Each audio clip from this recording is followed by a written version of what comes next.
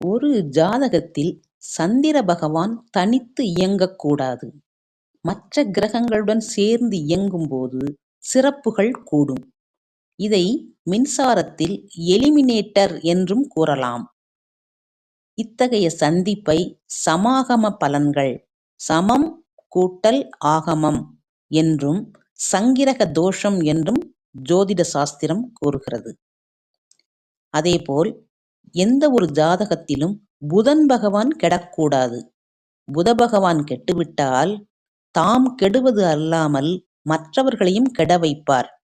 தன்னுடன் இணைந்த கிரகத்தின் குணத்துடன் தன் குணத்தையும் மாற்றிக்கொண்டு செயல்படுவதால்தான் வடமொழியில் புத பகவான் பற்றி கூறும்போது சௌமியம் சௌமிய குணோபேதம், சௌமியம் சௌமிய குணோபேதம் என்று குறிப்பிட்டுள்ளார்கள்.